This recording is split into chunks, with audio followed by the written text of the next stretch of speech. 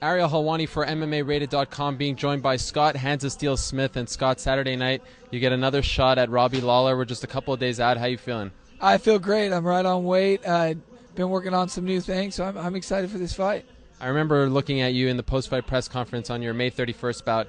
Your ankle was the size of a grapefruit. How are you healthy enough to be fighting on Saturday? You know what? They thought my foot was broke. The doctor said it's too swollen to cast, so you might as well go home, get it x-rayed, and cast it up.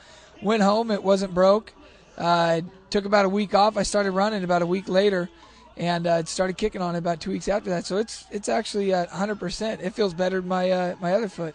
Really? Yeah. I actually really think I might have killed some nerves in there or something. It's like a permanent cortisone shot I got in my foot.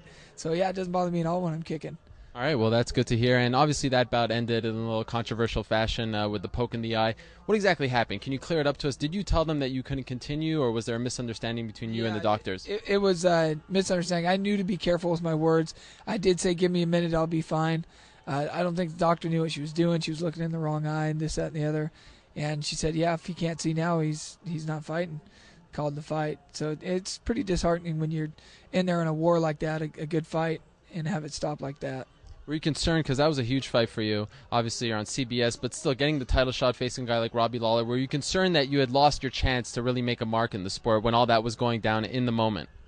No, I wasn't really thinking about that. I felt like a potential win was being stripped out from underneath me. I didn't know they were going to call a no contest. I wasn't sure what was going to happen, but I figured afterward, they're definitely going to have this rematch. It was such a good fight. Now, obviously, this is an interesting situation because it's not often you get to face someone 2 months after, or less than 2 months after you initially face them. Do you think that works to your advantage, or does it allow your opponent to know a little more about you and have you fresh in their mind?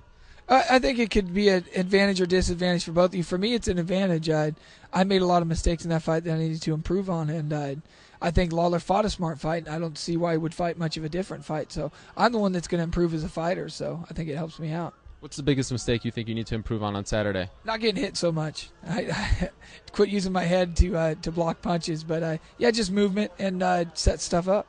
All right, final question. Obviously, this is the main event for Saturday's card on CBS. I mean, for a guy that's been around this sport, how special is that for you? And did you really think that you'd ever be in this position to be main eventing a primetime network show? No, I mean, this is absolutely huge. It's such an honor. I mean, I never thought I'd even be fighting a guy of Robbie Lawler's caliber even, and much less on CBS for the title. This is great. In my hometown, too, so this is awesome.